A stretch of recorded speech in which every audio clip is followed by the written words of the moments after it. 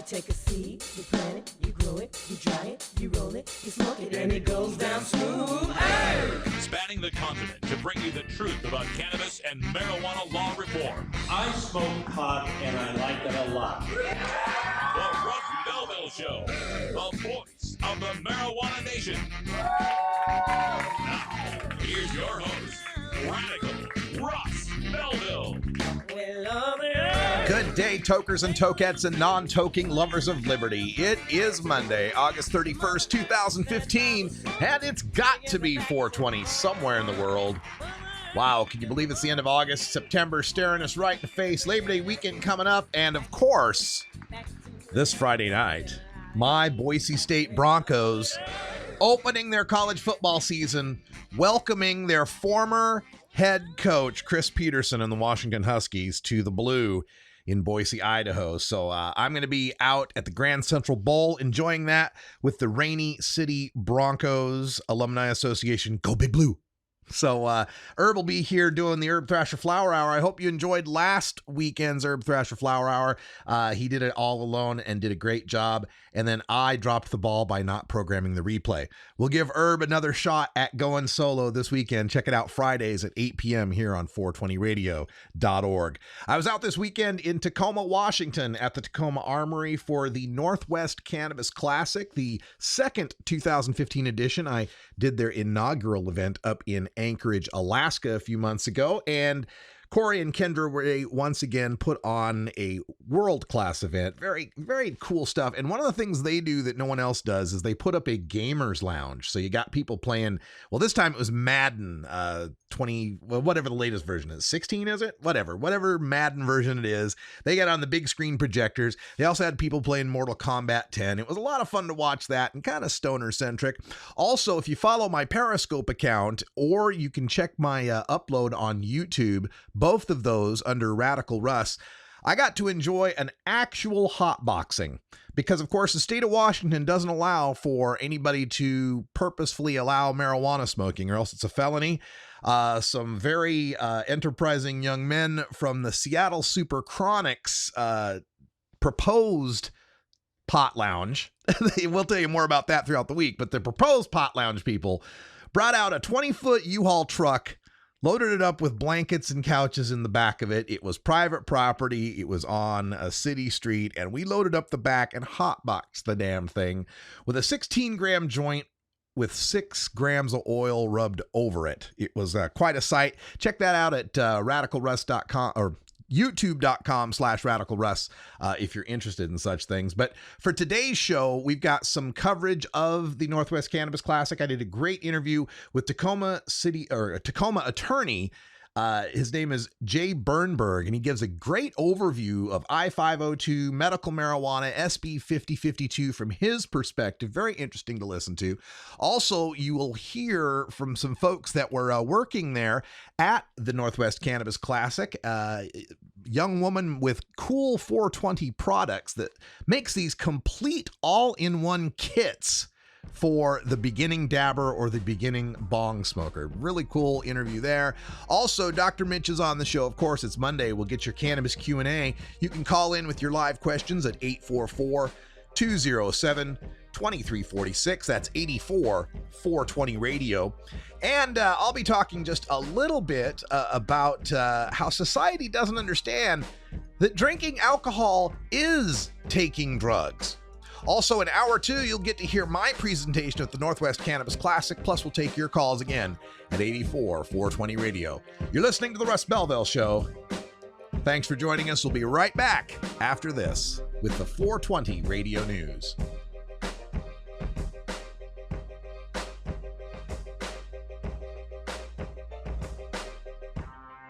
You're tuned into the Russ Belville Show, the voice of the marijuana nation.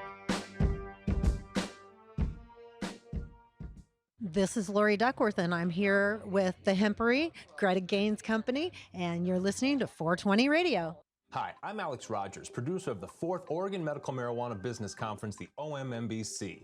There have been a lot of recent changes to Oregon cannabis laws. Recreational sales start October 1st, new licensing from the state, and changes to medical marijuana. Are you prepared? Join us at the downtown Portland Hilton September 12th and 13th with the industry's top cannabis business experts, political leaders, exhibitors, and nightly networking events. For more information, join us online or give us a call. The OMMBC. Be part of history.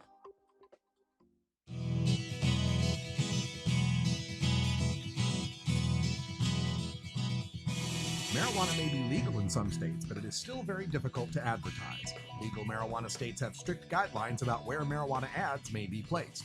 420 Radio provides advertisers a marijuana-related on-demand platform skewed toward older adults that meets Colorado and other legal states' advertising restrictions. Visit 420radio.org/advertise to learn how you can place web ads that are immune to ad block software and audio ads heard live on 420 Radio and stored permanently in the enormously popular Russ Belville Show podcast. 420 Radio is heard by legions of dedicated fans who make up the activist leadership and entrepreneurial base of serious marijuana law reformers. Our audience is older, better educated, and more financially secure than most marijuana-related media can boast. Learn more at 420radio.org/advertise.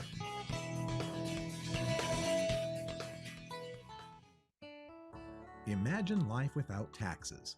Let New Era Certified Public Accountants, NewEraCPAs.com, handle your Cannabis 280E and tax strategy. Get your business prepared with New Era CPA's Cannabis Finance Bootcamp. NewEraCPAs.com. With years of experience in the industry, we are one of the nation's leading accounting firms for growers, dispensaries, and ancillary companies from Washington to California.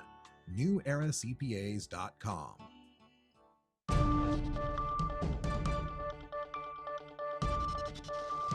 It's time for the 420 Radio News, covering the latest headlines in consumer cannabis, medical marijuana, and industrial hemp. Replays of 420 Radio News are embeddable and shareable from our SoundCloud page at soundcloud.com/RadicalRuss. Now, the marijuana headlines in 4 minutes and 20 seconds. This is your 420 Radio News for Monday, August 31st, 2015. In an unexpected turn Friday, the Portland City Council voted 3-1 to grant a permit for the Portland Hempstock Festival at downtown's Waterfront Park. The vote overturns the Portland Park Bureau's denial of the permit, which they announced shortly after last November's vote to legalize marijuana in Oregon. The festival's official website is announcing the weekend of September 27th and 28th as the festival dates. However, festival creator and owner Paul Stanford told the Oregonian, quote, "If I had my preference, it would be the first weekend of October," end quote, after marijuana sales to all adults becomes legal for Portland's numerous medical marijuana dispensaries. Both the Parks Bureau and the Portland Police Bureau were opposed to granting the permit. By their estimation, hempstock organizers not only turned a blind eye to rampant drug use at the event, but even encouraged marijuana consumption just outside the gates to the event. Singer Miley Cyrus closed the 2015 MTV Video Music Awards with a performance of a new song about marijuana. But it didn't end there. The singer came backstage with a lit joint and passed it around. Quote, "I've been doing this shit for a while," end quote, she said, continuing, quote, "Because you're all my friends and my song is kinda sorta about the love of marijuana and the love of humankind, I brought a little joint if anyone would like any. Anyone?" End quote. It was not immediately known whether Cyrus has a license to use marijuana legally for medical purposes. Rapper Kanye West, meanwhile, admitted he, quote, "rolled up a little something," end quote, before rambling on stage after accepting the Michael Jackson Video Vanguard Award from Taylor Swift. He covered a range of topics in nearly 13 minutes. He bashed MTV, apologized to Taylor Swift for taking her microphone in 2009, and claimed he would run for president in 2020. Massroots, a Denver-based operator of a cannabis-centric social network, is eyeing a listing on the NASDAQ exchange. Massroots filed an application for its shares to be listed on the NASDAQ Capital Market, officials announced Monday. Moving to a tier of a major exchange from the over-the-counter market could bring further legitimacy to the burgeoning legal marijuana industry, as well as bolster the company's stature in the eyes of potential investors, officials said in a statement. Massroots recently marked a milestone of having 500,000 users of its app, which was designed to help people find smoking buddies, locate dispensaries, and share posts, videos, and photos of their cannabis-related experiences. In 10 days of aggressively monetizing its digital properties, Massroots generated more than $25,000 in revenue, officials said last week. Earlier this year, Massroots acquired an equity stake in Denver-based FlowHub, a developer of cannabis tracking software. As an increasing number of states look to join the 4 states and Washington, D.C. in legalizing recreational marijuana, many in the alcohol industry have feared that legalized weed will cut into their existing profits. But a few years into Colorado legalization, alcohol sales are up in the state, and those in the alcohol business have embraced their fellow industry. Tax records show that alcohol sales have continued to grow in Colorado despite the rapid rise of recreational marijuana. Even as tax revenues from marijuana nearly tripled between June 2014 through May 2015, alcohol sales continued to steadily increase as well, with alcohol excise taxes raising 2.1%, the same increase as the year prior. Part of the reason for the alcohol and marijuana industry's success may be a boost in Colorado tourism. Though some state officials insist marijuana is not attracting new visitors, Colorado tourism set record highs in 2014, the first year of legalization. Responsible Ohio's superhero mascot Buddy, complete with a green head shaped like a marijuana bud, visited Miami of Ohio University today as part of a college campus tour to attract Ohioans 21 and older to vote for Issue 3 in the upcoming election. Responsible Ohio is the group supporting the effort to legalize marijuana use in Ohio. The group is counting on young people, an inconsistent voting group in past elections, to turn out in numbers that help push the issue over the top. Today, Buddy walked the Miami University campus for about 45 minutes, taking photos with students as they walked to class. Buddy is traveling to campuses on Responsible Ohio's Weed Bus. This has been your 420 Radio News for Monday, August 31st, 2015. I'm Russ Belville. You're tuned into the Russ Belville Show, the voice of the marijuana nation. The Russ Belville Show is proudly sponsored by the Marijuana Business Association. The MJBA, called by NBC News the Cannabis Chamber of Commerce, is the fastest growing business association in the fastest growing industry in America. I've been working with the MJBA for years, and I personally invite you to join the MJBA. MJBA also publishes the popular MJ Headline News on Facebook and the MJNewsNetwork.com and Marijuana Channel 1 on YouTube. Visit mjba.net for more details. NORMAL stands for Responsible Adult Cannabis Use. If cannabis use is causing problems in your life, consider taking a break or seeking medical assistance. Consider ceasing cannabis use if you have a family history of mental illness. Don't drive or operate heavy machinery while impaired by cannabis use.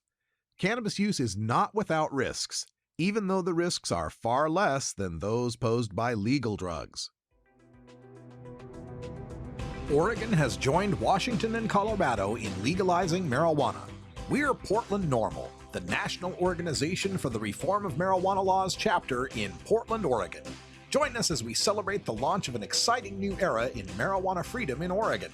Our job has just begun. Powerful interests want to white out the most important portions of Oregon's legalization law. By joining Portland NORML, you add your voice to the thousands who voted for Measure 91 and want it to be implemented as written. The people have spoken. Now it is time for the legislature to obey the will of the people. Find out more about Portland NORML at portlandnormal.org. Attend our monthly membership meetings on the 4th Saturday of the month. See our website for more details.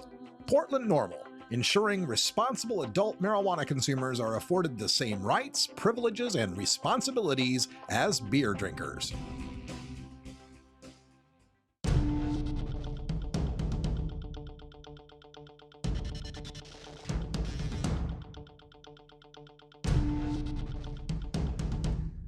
Today in Behind the Headlines, I just want to talk a little bit about our culture and the framing with which we discuss our experiences with drugs in this country. It's really amazing to me. And people get caught up on the idea of legal drugs and illegal drugs, prescription drugs and illegal drugs. But to me, the issue is drugs. And these artificial lines we set up to determine whether you need a doctor's permission or whether you are just an adult and can choose to use it over the counter or through tobacco or alcohol, to me are irrelevant in discussing the fact that the way we frame these things has a lot to do with those artificial lines. And sometimes I feel this inhibits our understanding of one another, especially for the mainstream culture to try to understand what we in the marijuana culture are trying to get across to them.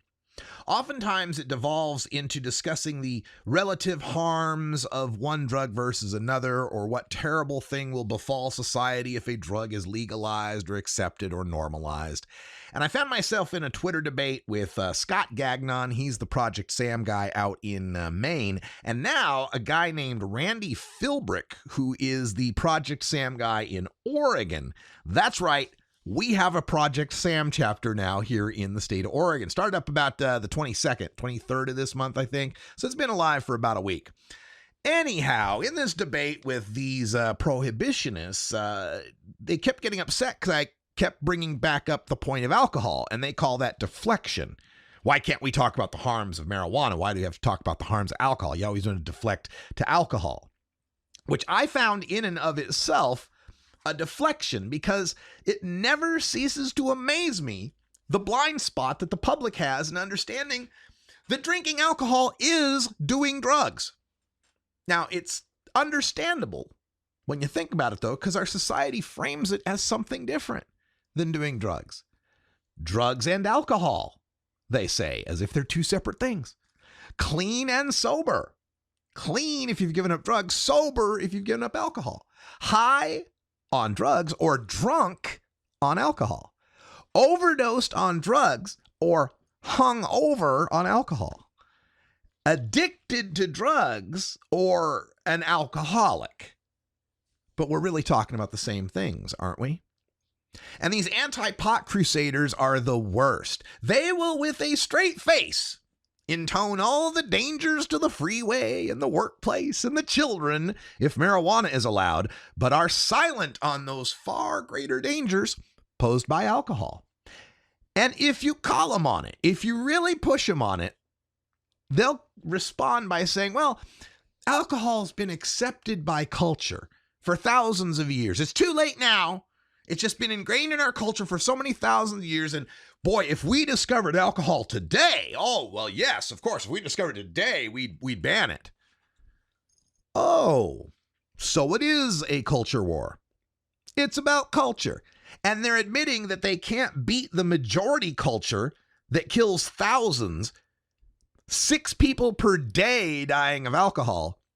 So they pick on the minority culture they think they can control, even though our drug kills nobody. Now, I'm sitting here in the studio after having traveled to Tacoma, Washington, and I take the Amtrak train when I travel up in the Pacific Northwest, and I got myself some drugs. Went over to the car. They have a car for it. You can pay a guy who works for Amtrak to give you drugs, and I'm doing my drugs, sitting in my seat, and there's a kid in the seat right in front of me. No big deal, though. I'm doing my drugs, and numerous passengers have walked through the train with open containers of drugs, even doing the drugs as they walk through the train. And then when I get off the train in Tacoma, there's like 3 places immediately around me where I can buy drugs and use them. And one of them might even serve me drugs on the outdoor patio while I eat a cheeseburger while kids are running about. And then I could even choose to drive to a building whose only purpose is to serve drugs while people enjoy entertainment.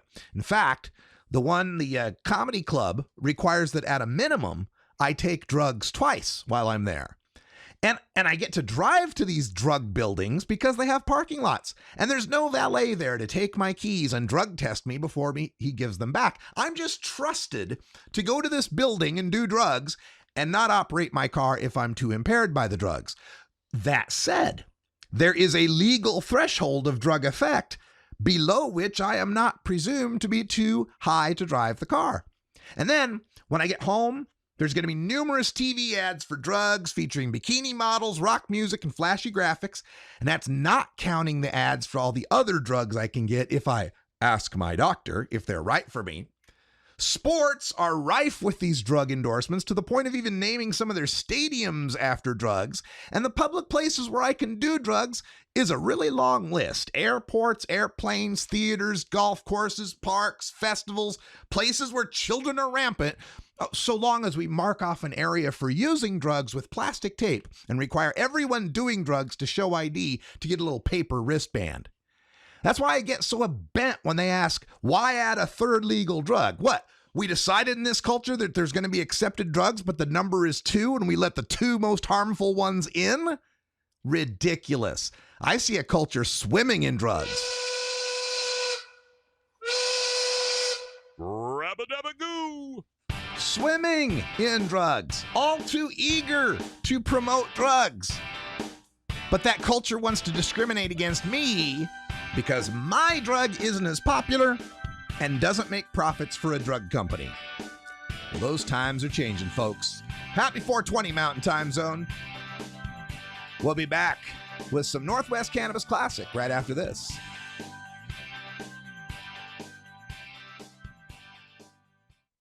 This is the Russ Belville Show. Get.Buzz. .Buzz is the internet platform that fuels community interest, excitement, and new experiences. .Buzz is the premier online destination for internet users seeking the latest news on a variety of topics. .Buzz appeals to groups active in blogging, communications, journalism, advertising, and marketing. .Buzz offers registrants a stronger alternative to the shrinking namespace of existing top-level domain names, such as .com, .net, and .org. Get your name now at get.buzz. You're listening to 420 Radio. Listen Saturdays at 1 p.m. Pacific for Weed Nerd, podcasting at YouTube.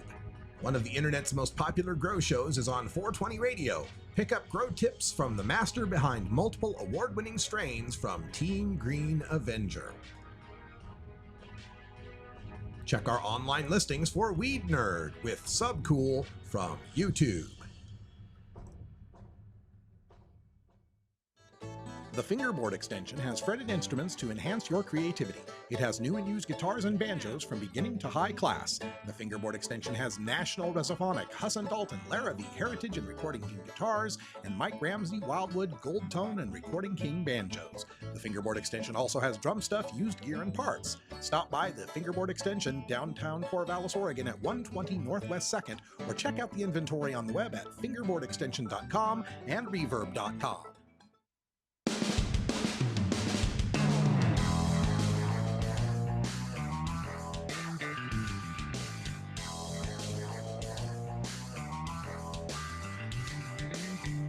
Mark Twain once said that when there's a gold rush, it's a good time to be in the pick and shovel business.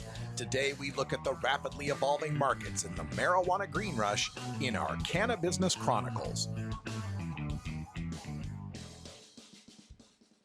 Radical Russ here at the Northwest Cannabis Classic in Tacoma, Washington, and I'm stopped by a sign that says Cool 420 and some great cases, hard shell cases with custom foam cutout for holding your various rig and accessories. We're here with the folks at the booth. Tell folks your name and about your company.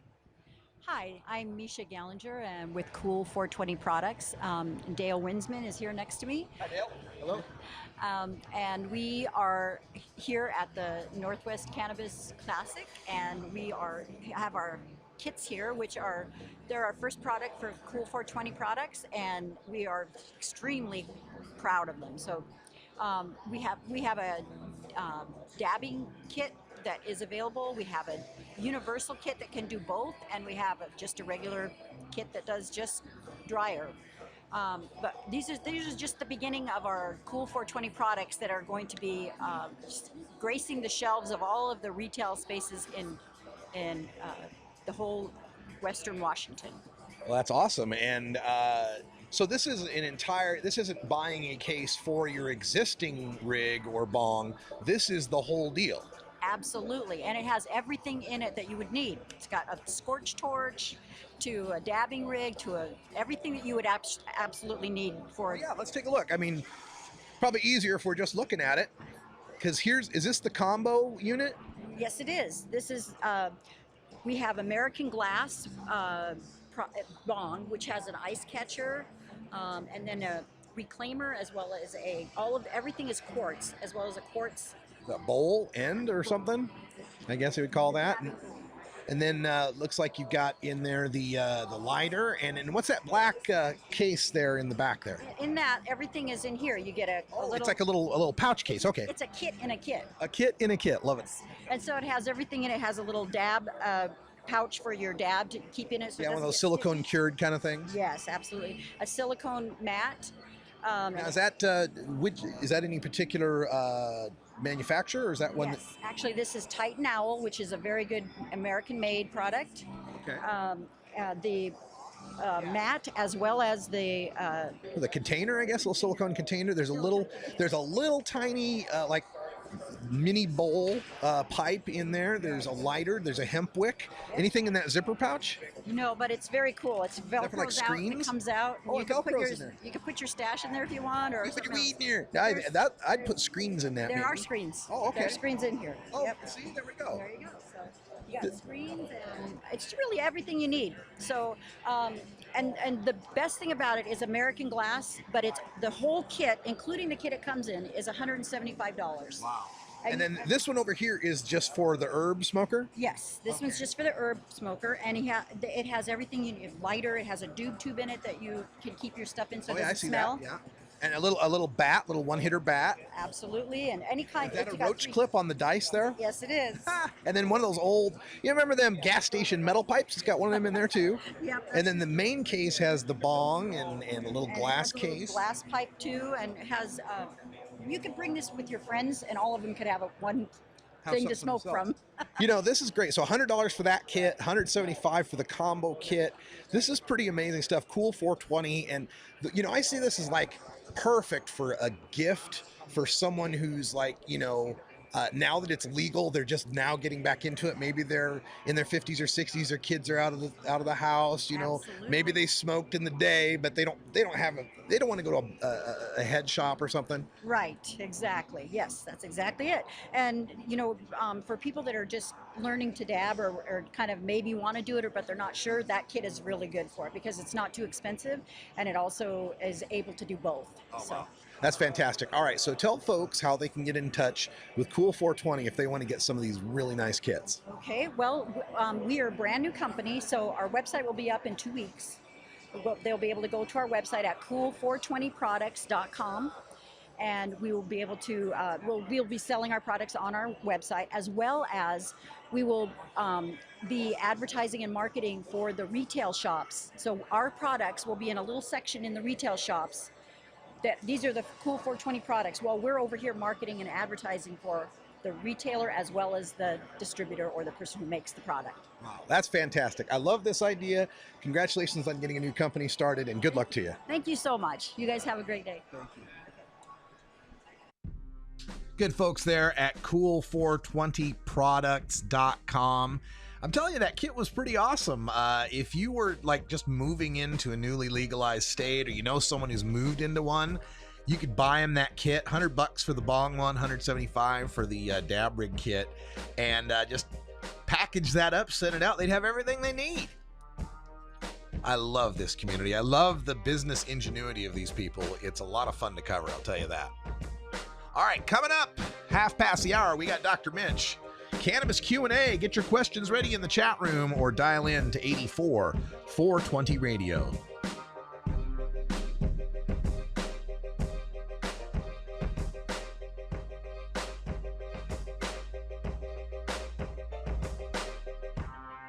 You're tuned into the Russ Belville Show, the voice of the marijuana nation.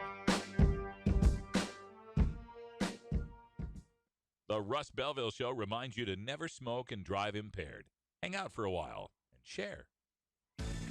At Herbie's Cannabis Seeds, we pride ourselves on bringing you the best quality seeds from the world's most respected cannabis seed producers, all at the lowest online prices. You can find Herbie's Seeds at herbiesheadshop.com. All cannabis seeds are sold as souvenirs and as a means of preserving cannabis genetics. Herbie's Seeds in no way intends to condone, promote, or incite the use of illegal or controlled substances. We strongly urge all prospective customers to check their national laws prior to placing an order. Herbie's Seeds at herbiesheadshop.com. Proud sponsors of the Russ Belville Show and 420 Radio.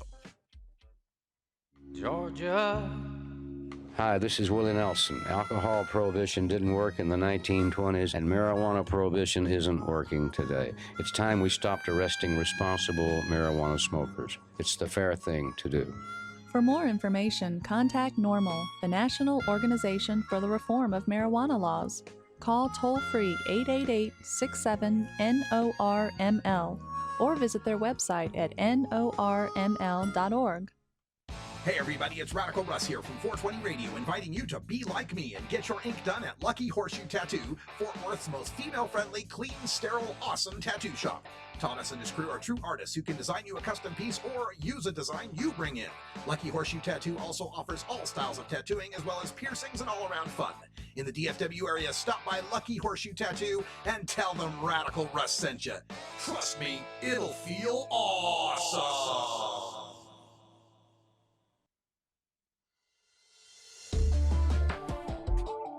It's time for the Russ Belville Show's Cannabis Q&A with Dr. Mitch Earlywine. Dr. Earlywine is a professor of psychology at the State University of New York at Albany and a leading author and researcher on cannabinoids and health, who pins the Ask Dr. Mitch column for High Times magazine. Get your questions ready in our live chat or call in to 971-533-7111 now. Welcome back, everybody. We've got Dr. Mitch on the Skype. How you doing, Dr. Mitch? Hello? Well, I got my dog, but we don't have Dr. Mitch. Can we hear you, Dr. Mitch? Can you hear us? Okay, this is interesting. I'll have to try this call again. Let's see if we can connect with Dr. Mitch. Somehow the computer doesn't want to pick up on this line. We'll see what's going on. Can you hear me now, Dr. Mitch? Not hearing me, apparently. We'll have to do the backup on the cell phone. Let's try that. Okay. My goodness gracious. Let's try the cell phone. See if we can get Dr. Mitch Earlywine on the line. We've got a number of stories that we want to connect with here with Dr. Mitch, but for some reason the Skype line refuses to talk to the computer today. I do not know why. It looks like we were able to. There we go. Dr. Mitch, can you hear me? Hello, Doc. Hello? Hey, Russ? Yes. Dr. Mitch, can you hear me? Wow, we're definitely having some sort of strange problem here with the sound system. I don't know why Mitch can't hear me okay. Let's see. Can you hear me now? Very strange situation going on here. Okay, let me go to break. We'll come back as soon as I can figure out what's going on. Strange system. We haven't done anything differently on our side, but computers, you never know. We're going to sign out of Skype and sign back in and see what happens. This is how you know we're doing this live, folks. Ain't no shame in my game. Let's try it again.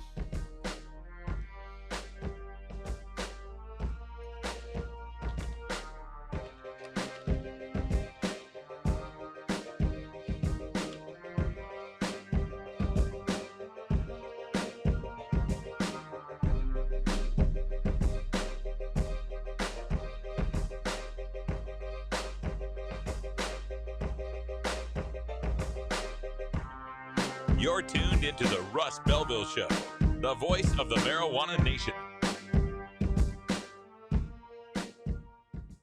The Russ Belville Show, the National Wildlife Refuge for marijuana unicorns. 420 Radio is brought to you by Sacred Serum, who is focused on creating elegant and sophisticated cannabis solutions through its line of dispensers and vaporizers that come preloaded with the world's finest cannabis concentrate. Sacred Serum's concentrate is made on pharmaceutical-grade supercritical CO2 extraction machines that use absolutely no butane or other toxic chemicals. The Vesica, the company's innovative new way to dab and frost, is now available in dispensaries across California. Sacred Serum, elegance and sophistication concentrated.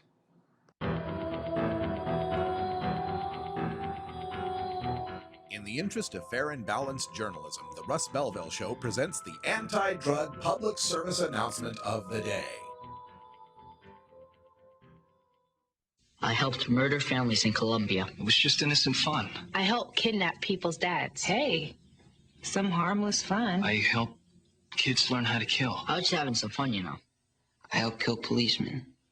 I was just having fun. I helped the bomber get a fake passport. All the kids do it. I helped kill a judge. I helped blow up buildings. My life, my body.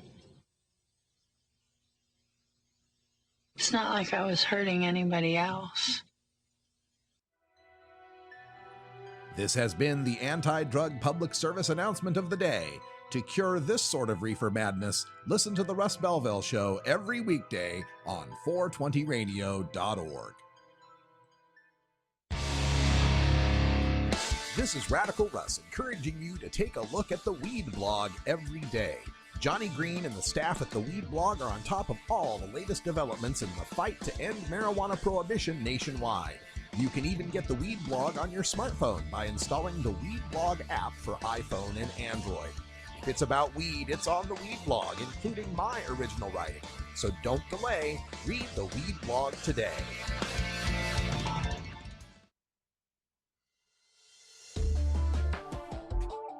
It's time for the Russ Belville Show's Cannabis Q&A with Dr. Mitch Earleywine. Dr. Earleywine is a professor of psychology at the State University of New York at Albany and a leading author and researcher on cannabinoids and health, who pins the Ask Dr. Mitch column for High Times Magazine. Get your questions ready in our live chat or call in to 971-533-7111 now. Welcome back, everyone. We go to Dr. Mitch Earleywine on our Skype line. How are you doing, Dr. Mitch? Supremely well. Thanks for asking. Somehow my inputs got switched on the Skype program, and don't know why, but that's the vagaries of working with computers. We better get right into things here, but first, let me welcome you this weekend to lovely Portland, Oregon. I'm looking forward to it. Maybe I can come by the studio on Friday and we can try to do a little show then. Oh my goodness, that would be the coolest thing ever. All right, I'll make sure that happens. There's a study that is out, and as I was even preparing at 2:00 today and checking people out in the chat room, they said, "Are you going to ask Dr. Mitch about the sperm study?" So it's in the USA Today. Headline: marijuana may do bad things to sperm. Oh my God, Dr. Mitch, what do we need to know? Well, you know my daughter Maya? Yes. As I often say when we get to this story, Tommy Chong has 7 kids, Willie Nelson has 7 kids, Bob Marley had 14 kids. Yeah, I don't think this is necessarily bringing people down to infertility, and I certainly wouldn't want to try to use marijuana as a birth control. But this does confirm some data we had from the 70s where folks smoking 8 joints a day did show decreases in sperm count. And this is suggesting about a 20 to 30% decrease. Again, if you're trying to get somebody pregnant, by all means, take some time off. But I'm not really sure what else to say. The mechanism behind this kind of makes some sense given what the sperm does sort of near the testes and how marijuana might interact with that system. But I just don't know how many people need to go to jail because of this. Yeah, exactly. And is this anything that's permanent? It's like, if you're not smoking, is it reversible? You just would go right back to normal? At least that's what we found when the first time this was published, but that sample was relatively small. But yeah, in fact, nobody seems to be going below normal levels. They're just showing these drops. It seems, when you pick this up in the media, though, it's all hyped as, oh my God, you smoke pot, you're never going to be able to reproduce. And of course, I would say in this situation, if you're married, or just wanting to conceive a child, sure, slow down a bit, maybe take some time off. But otherwise, what's the harm? In all honesty, I just can't get too worked up over it either. If down the line we're going to see some crazy increase in testicular cancer, and we've had some alarmist things about that, then I really would be worried. But again, we've had eons now of heavy users, and it just doesn't seem to be showing up. Yeah, you'd think the Rastafarians would have died out by now. Okay. Exactly. Something that went through my Twitter feed, and I saw a lot of drug policy wonks that I really respect paying tributes to Oliver Sacks. And I recognize the name. Maybe I've read some of his stuff, but can you tell our listeners a little bit more about Oliver Sacks, the neurologist who passed away? Well, one of my favorite books, The Man Who Mistook His Wife for a Hat, was his. And he did that L-DOPA intervention with all those guys who basically looked like they were never going to come back. from some really debilitating problems, and it happened to be a dopaminergic nervous system issue. He gave them L-Dopa, and they all got better, and they made a wonderful movie called Awakenings with Robin Williams and Robert De Niro, and it's a really moving flick if you get a chance to see it. It's a real loss. I always loved the guy's writing, and he seemed like a really cool dude. Oliver Sacks. More about him available on a lot of media out there right now that are covering his legacy. So check that out if you're interested. Now, something right up your alley, being a college professor, pick this up out of cleveland.com, but it says many first-time college students initially try alcohol or marijuana in the summer, but then they looked at prescription drugs, especially stimulants, and found they picked them up around the finals time. What can you tell us about this? It's funny because my student Allison Luby, who's now at North Dakota, is showing some of these same effects. So basically, marijuana and alcohol, what a surprise, they're for recreation. This oddball abuse of the prescription stimulants, they're diluted when they think this is actually going to help them study. And you often find that this is kind of a maladaptive sign of poor time management. So I'm actually trying to intervene early this semester with folks and say, hey, if you'll study an hour a night now rather than trying to study 7 hours on Sunday, you'll never be at risk for these prescription stimulant complications, which can be pretty nasty. They're hard on your cardiac system, and long-term use can even inhibit growth if you're using them early in life. So by all means, stay organized and just stick with the drugs that are fun. I got to say that was the hardest thing for me in college, was the idea that, gee, if you read 10 pages a day, you wouldn't have to cram 200 pages at the end. But I was drinking a lot back then, so maybe that was affecting me as well. And this is also why I have more frequent tests. The drug class has 5 exams rather than 2, and I think people are grateful. Good idea. Okay, another story out. NBC News reported on this one. Marijuana doesn't shrink brains, but it can change them. Once again, our brains are shrinking or being exposed, or not enough gray matter or holes. What's really going on? Well, in truth, what's really going on is there are about 1 million ways to look at the brain, and I'm not exaggerating. And so, if you roll a die 1 million times, you're bound to get a couple of 6s. The clincher here was that they actually used siblings or sometimes twins as the control, and found, in fact, this whole notion of shrinkage, if it is there, probably precedes cannabis use rather than results from it. And you can see them hemming and hawing, saying, well, but it still might be something terrible. We don't know.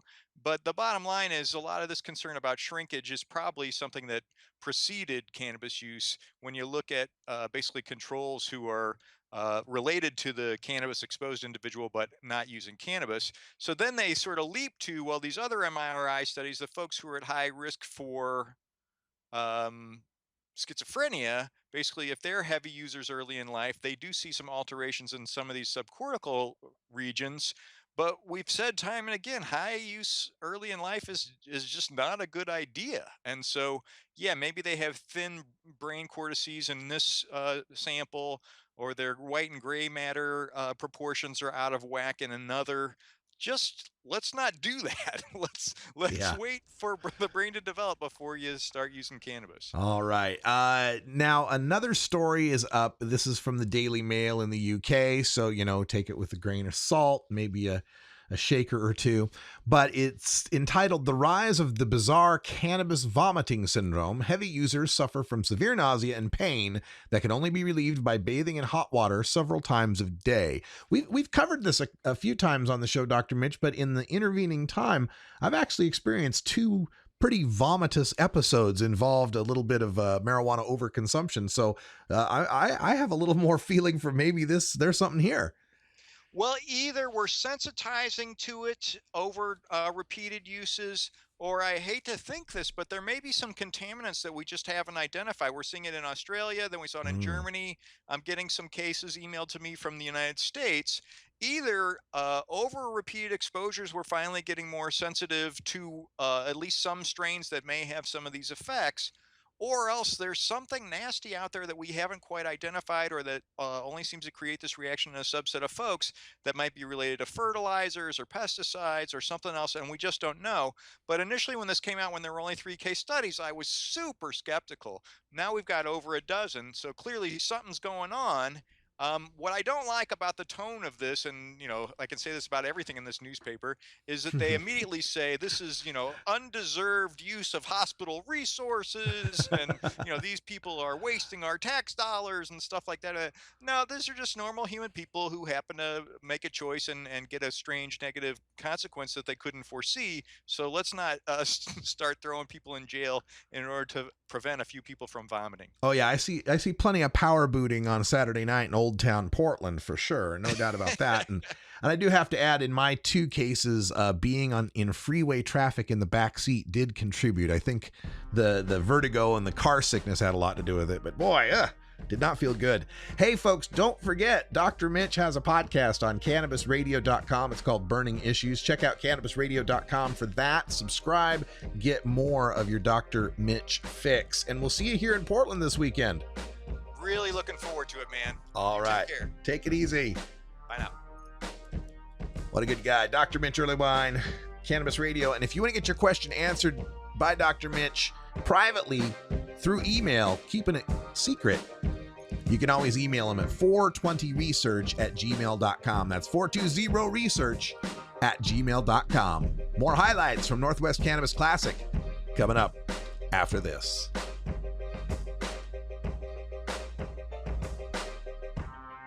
You're tuned into the Russ Belville Show, the voice of the marijuana nation.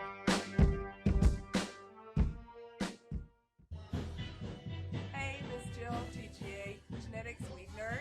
Watch the replay at 420radio.org.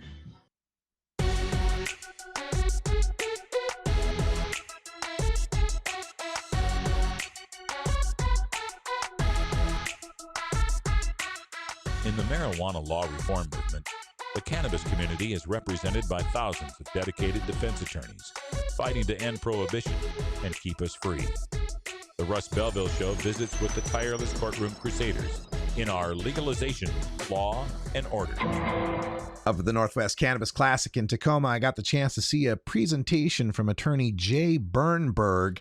Got a chance to talk to him in private for a few minutes. Check this out. Great stuff. My name is Jay Bernberg. I'm an attorney here in Tacoma. Been practicing here for about 20 years and been doing almost exclusively marijuana law for the last 5. Wow. Bernberg is a perfect name for this job, don't you think? Yeah, it works. I interview a doctor who researches drugs and alcohol. His name's Earlywine. So yeah. I figure it's kind of a cool thing. Well, when New Yorker magazine came out to interview me, they noted in their article that I spoke with a raspy ebullience and walked with a piratical swagger. I like that. Wow, that's pretty good. Now, in your presentation, you talked a lot about the evolution of Washington State's marijuana laws, both in the medical and in the recreational side now. A lot of people are really upset over the past couple of years as far as the new laws, SB 5052 you brought up.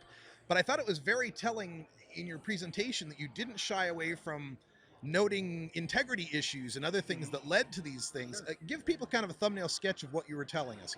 Well, first of all, when people came to me, they came to me because I'm a criminal lawyer. And our original dispensaries in Tacoma were being raided and people were being arrested. People came to me and asked, how do we do this without getting arrested? With me being a criminal lawyer, knowing what their concerns were. I didn't care about budget and finance, and city council. I'm more concerned about police and prosecutors. And so we structured it that way.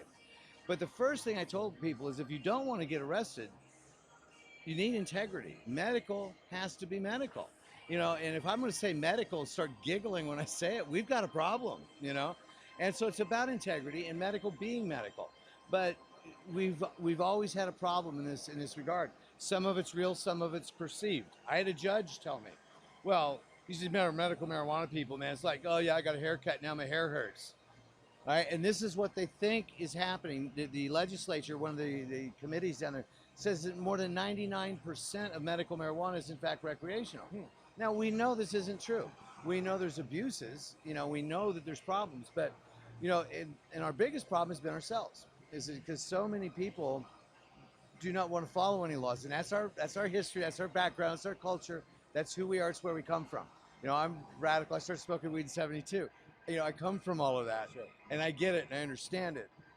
But I'm also, as an officer of the court, looking at governments and courts and have a real inside knowledge about how this stuff works because I've been doing it for 20 years. I'm like going, whoa, look, man, you keep these worlds separate and you're okay, but when we start crossing them up, you're not going to win. And right now we're crossing them up with legalization of first medical marijuana and then recreational marijuana. These worlds are colliding.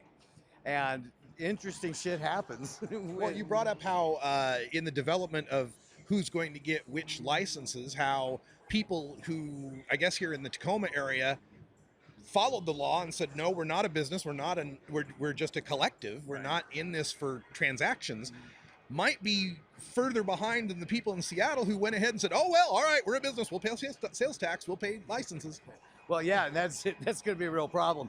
You know, when we talk about the opposition to 502 from the medical perspective, and a lot of people said, oh, they're screaming and crying, it's the end of medical, it's the end of medical. Well, it depends on what you mean by that. You know, right now, if I'm a patient and I have cancer or debilitating medical condition and I want medicine, it's not tested. I have to trust the people I'm getting it from. Does it have insecticide on it? Is it a high CBD? Is it harlequin? Does it have mold? I don't know. But if I'm partying and I want to get high, I know everything about that from seed to sale. We biotrack it, man. I know when it went from veg to flower, you know? We know everything about it. So when we take our medical marijuana and we put it into this system where we're tracking it, testing it, quality control, ultimately that could be better for the patients if it's done right. Where people are bitching is that over the last, since 1998, an economy has grown up around medical marijuana as it currently exists. Multi-million dollars, thousands of people participating in it. You know, many of them are patients who are on SSI, disability. This supplements their income by working with other patients and participating in this economy. And with 502 and this blending, the state has just effectively taken that away. And so a lot of people are when it says the end of medical marijuana, what they're talking about is the culture and the economy that's grown up around it. Yes, that's going to go away. Medical marijuana access for patients, no, it's not going to go away. It's going to actually be better, and pricing is going to be similar in spite of people's fears. The real issue for me right now is I have so many clients who participate in this other market. Are they going to be able to move into the new licensed market and continue to help patients and continue to help themselves doing what they've been doing? How exclusive versus inclusive is this going to be? And I think it's going to be fairly exclusive, and frankly, I'm scared for my clients. And a lot of this, you know, there's been talk about how 502, when it first came out, was all lottery-based, and you were telling they had no expectation of 7,000 applications. I mean, what are some of the bureaucratic and political hurdles we need to clear?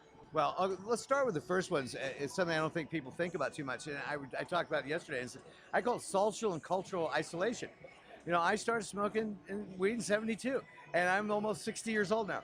And everybody I know in my life has smoked weed, or does smoke weed, or has smoked weed. And I once in a while, meet somebody who says that they didn't smoke it. I'm like shocked. I'm like, where the fuck have you been? You know, how did that happen? But we have to remember that in government, these people are also culturally and socially isolated. And when they meet somebody who admits to smoking weed, they know lots of people who do, they just don't know it. When they meet somebody who actually admits it, they're shocked. Yeah. You smoke marijuana? My God. You know, and they're freaked out by it. And so the first is this complete lack of communication. So people in government, Liquor Cannabis Board, Liquor Control Board formerly, who are getting these applications, they don't think there's that many people that smoke marijuana or are going to be interested in this. It's, you know, just the culture, fringe culture, right? They have a 30-day window for applications and get 7,000 applications and freak the fuck out. They still got files they haven't opened yet. You know, and when they looked at the lottery, the retail licenses, they did it by demographics. And so Seattle would get 21, and Tacoma was allocated 8, Pierce County at large 17.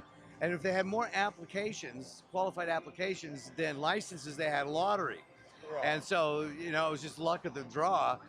And funny kind of aside on that, I have a building, I have a commercial place. So I applied for a retail license in Tacoma. There were 41 applications for 8 licenses. I came in 11th. I needed 3 failures in front of me to get into the 8th spot. There were 2 failures. I got stuck at 9. So now I got people at the back of the list making deals with people in the front of the list, joining forces and doing contracts, and they're coming to me as a lawyer wanting me to do their contracts. And starting out the meeting going, I says, you do understand it is in my best interest for you to fail, right? Right. And they go, yeah, but we trust you. Oh, wow. That was great. It was really interesting. But so this time around, you know, I mean, They don't want that problem again. They did not staff up for it. They didn't gear up for it. They didn't have near the people to deal with it because they didn't see it coming because of their isolation. And so this time around, they're going to try and avoid that problem. Yeah, And that's why I'm afraid for my clients, is they're going to make this an exclusive process, not an inclusive process.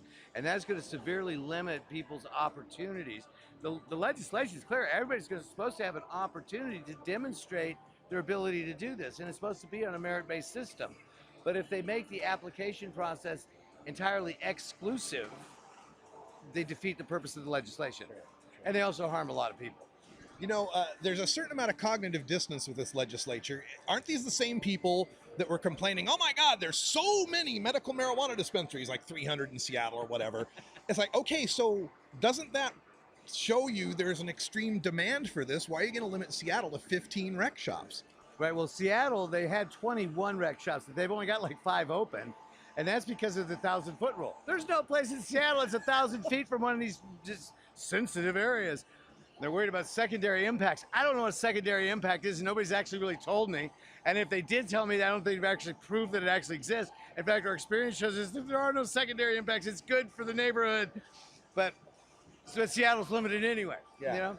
And again, I spoke at the Tacoma City Council, and they were complaining that we had 50 places. I said, it's actually much more than that. I says, but you know why we have them? The market supports them. Right. I said, you don't see that many barbershops, do you? No. The market won't support it. You don't see that many banks, market won't support it. I said, you guys need to pay attention. This is extremely popular. Yeah. You know, and there is a demand for it, and there's a need for it. Right. And that message was well received by the city of Tacoma. Seattle's its own little world, and you know, they just did what they when. Our legislature tried to put out a regulatory scheme for medical marijuana back in 2011. At the same time, Colorado did. Right. Colorado went forward. It was great. And when recreational came down, they just had to tweak the system they had in place.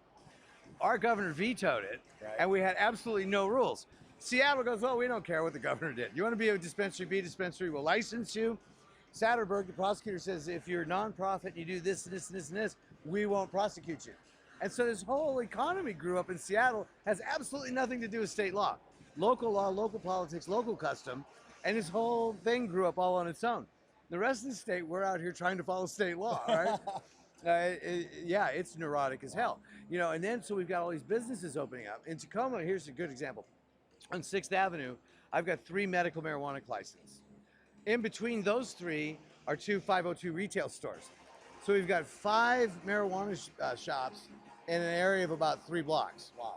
The merchants in the area, it's an area that they're gentrifying, and they're bringing in fancy restaurants and shops.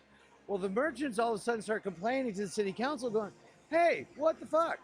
You know, what's going on down here? You know, this is changing our demographic, it's changing the parking. We got all these people down here buying marijuana, and our customers aren't here anymore.